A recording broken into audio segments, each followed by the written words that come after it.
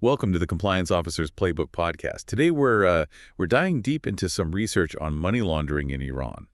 It tries to actually put a number on how much is being laundered there and uses some pretty interesting methods to get there. So, Yeah, it's a fascinating approach they use. It's called the capital flight approach. Basically, the idea is that money laundering is often about moving funds across borders, right? To conceal where the money really came from. It's a lot like capital flight in that way. okay, so they're looking at money leaving Iran.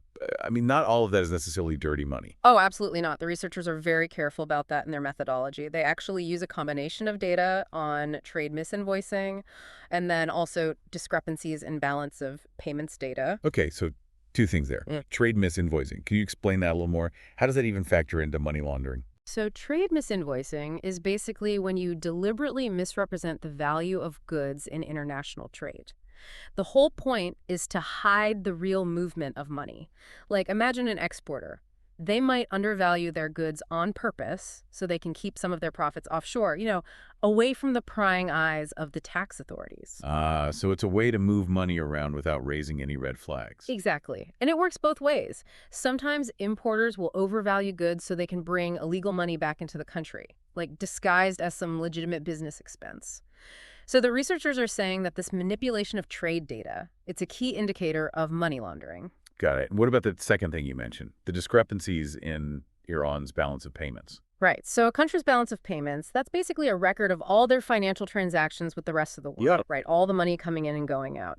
So when you see unexplained discrepancies in those records, like what they often call errors and omissions, that can mean there's some unrecorded capital movement happening, which could very well be a sign of money laundering. So by using both these things, the trade data and the balance of payments discrepancies, they're getting a much more complete picture of what could be money laundering. That's the idea. It's really clever, actually. And the findings for Iran are, they're pretty startling. Yeah, the numbers are really something. Over $553 billion laundered in Iran over a 28-year period, from 1995 to 2022. That's an average of about $20 billion every year. Wow, yeah, that's huge. And what's even more interesting is that they found a peak year in 2011. Almost $55 billion was laundered just in that one year. That's more than double the average. Wow. Why such a massive spike in 2011? Well, there was something significant happening on the international stage that year. The Financial Action Task Force, or FATF as it's usually called, they issued a pretty strong statement about Iran's anti-money laundering and counter-terrorist financing measures. They were basically calling Iran out. Pretty much. They urged Iran to fix the problems in their financial system and to quickly comply with international standards for combating money laundering and terrorist financing. And it looks like all that scrutiny and pressure might have directly impacted how much money was being laundered that year. That makes sense. If you know they're going to be watching you more closely, you'd probably try to move your money while you still can. But what exactly is the FATF, and why are their statements so important? The FATF is an intergovernmental organization, and they basically set the global standards for fighting money laundering and terrorist financing. They come up with policies, assess how well countries are complying, and they issue warnings to any countries they think are high risk. So they're like the watchdogs of the whole international financial system. You could say that, yeah. They're trying to protect the integrity of the global financial system by making it harder for criminals to move their money around and hide it. And their statements definitely carry a lot of weight. If the FATF calls you out, it can have serious consequences. Like what kind of consequences? Well, if you get put on the FATF's blacklist, or sometimes it's called the gray list, it's a signal to the whole international community that your country is a high-risk place to do business. So you might see less foreign investment, limited access to international banking services, even just basic trade can become much harder. So being on the wrong side of the FATF, it can really make it tough to participate in the global economy. Exactly. It can be a big obstacle to a country's economic growth. So this research is suggesting there's a link between the amount of money laundering in Iran and what the FATF is doing. Do you think it's possible that the FATF is actually pushing the problem further underground, like making it harder to track and control? It's a good question, and it's something that researchers and policymakers are definitely thinking about. It's possible that all this extra scrutiny from the FATF could be forcing criminals to use more sophisticated methods and to operate in even more secrecy. So it's a constant cat and mouse game then. Absolutely. Authorities are always trying to come up with new strategies to stop money laundering, and criminals are always adapting and finding new ways to stay one step ahead. So it seems like the FATF's actions can sometimes backfire a bit. But let's move on to something else. How is all this money actually being laundered? The research talks a lot about trade misinvoicing.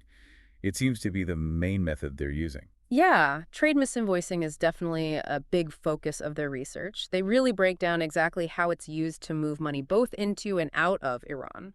Okay, so let's talk about that in more detail.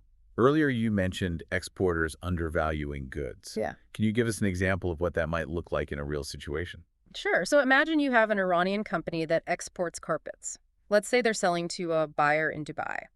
Now, they could work with the buyer to lie about the value of the carpets on the invoice. Like they might say the carpets are worth $50,000, but in reality, they're actually worth $100,000. Okay, so they're basically pocketing the difference. Exactly. The exporter gets the full $100,000 payment, but they only report $50,000 to the Iranian authorities.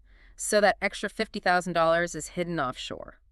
And because it's part of a legitimate trade transaction, it's harder to spot. Right. And then you have the opposite situation, over-invoicing imports. How does that work to get money into Iran? So let's say an Iranian company wants to import electronics from China. They could inflate the value of those electronics on the invoice. So maybe they say the electronics are worth $200,000 when they're really only worth $100,000. Then they transfer the full $200,000 to the Chinese supplier, and the supplier secretly sends that extra $100,000 back to them through some other channel. So they're using the import as a way to sneak money back into the country. Exactly. And the research shows that both of these methods, under-invoicing exports and over-invoicing imports, were used a lot in Iran. And they were a big part of how much money was laundered overall. It's pretty incredible that they were able to figure all of that out from the trade data. But I'm curious, what does all this money laundering mean for Iran's economy as a whole? Well, that's a really important point. It's not just about hiding money. It has real consequences. Yeah, all those billions of dollars that are being siphoned out of the country, that's money that could have been used for things like infrastructure, education, healthcare, things that would benefit everyone in society. So it's really about lost opportunities for the country. Exactly. Money laundering distorts the whole economy, it hurts fair competition, and it makes people lose trust in institutions. It makes it much harder for legitimate businesses to succeed and for the economy to grow. And then there's the damage to Iran's reputation internationally. Yeah. The FATF labeling them as high risk. Yeah, that definitely hurts their credibility and makes it harder to attract foreign investment. That's kind of a vicious cycle. Less investment weakens the economy, which could lead to even more illicit activity. So for our listeners out there who are compliance officers, what are some of the main things they should take away from this research? How can they use it in their own work?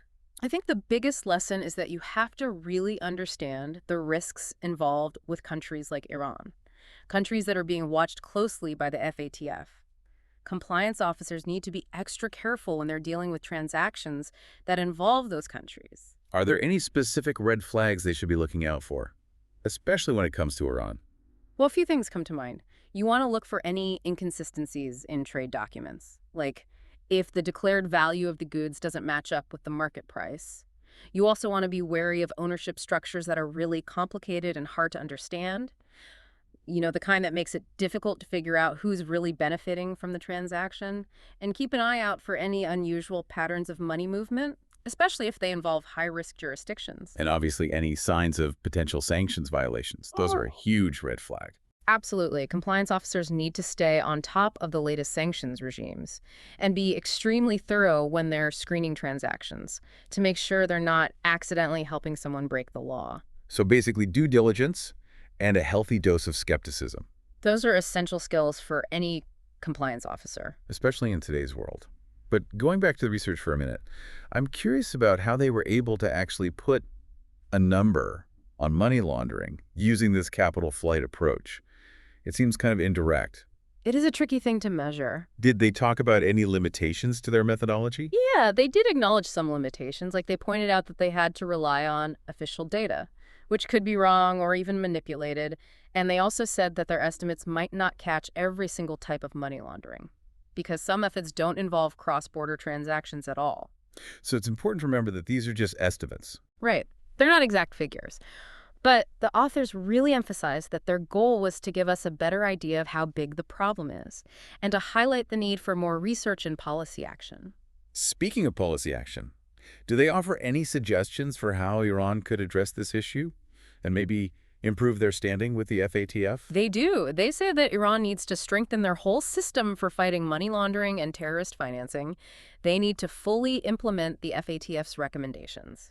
Like what specifically? Things like better customer due diligence measures, a more robust system for reporting suspicious transactions, and more transparency in general when it comes to financial transactions. So basically closing the loopholes that allow money laundering to thrive. Exactly. The authors really stress that fixing this problem is crucial for Iran's economy and for their ability to be a part of the global financial system. This has been a really fascinating conversation. I've learned so much about the challenges of fighting money laundering, especially in a country like Iran that's facing so much scrutiny from the international community.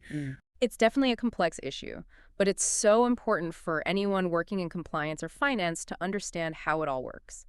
Yet it really shows you how important it is to have a global perspective and to understand the bigger picture when it comes to compliance. Definitely. And I think this research really highlights how important organizations like the FATF are. They set the standards, raise awareness, and try to get everyone working together to fight financial crime. You know, for all the compliance officers out there, dealing with all these regulations and trying to stay ahead of the criminals, this research might feel a little overwhelming. It is a lot to take in. What advice would you give them? I think the most important thing is to never stop learning. Compliance is always changing, so you have to stay up to date on all the latest trends, new techniques, best practices. So how can they do that? Yeah. How can they make sure they have the knowledge and skills they need to be successful? Well, there are lots of resources out there. Industry associations, regulatory bodies, training programs, they all offer great insights and guidance. And conferences, webinars, workshops, those are all good ways to network with other people in the field. Learn from experts, share best practices. It sounds like having a good network and access to reliable information, those are really important for success in compliance. Absolutely. Collaboration and knowledge sharing are key in this field. Well, this has been a really eye-opening deep dive into money laundering in Iran. We've covered a lot, from the nitty-gritty details of trade misinvoicing to the bigger economic and geopolitical implications. It's been a pleasure talking about all this with you. I hope our listeners found it useful. Thanks for joining us on this episode of the Compliance Officer's Playbook podcast. We hope you enjoyed this deep dive into money laundering in Iran. If you liked the show, don't forget to subscribe so you don't miss any future episodes. And for those of you who really love the show and want to take your compliance knowledge even further, we invite you to become a paid subscriber for just $4.99. With the paid subscription, you get full access to premium episodes, packed with exclusive insights, compelling stories, and valuable content you won't find anywhere else. It's the best way to stay ahead of the curve and really master the world of compliance. We'll see you in the next episode.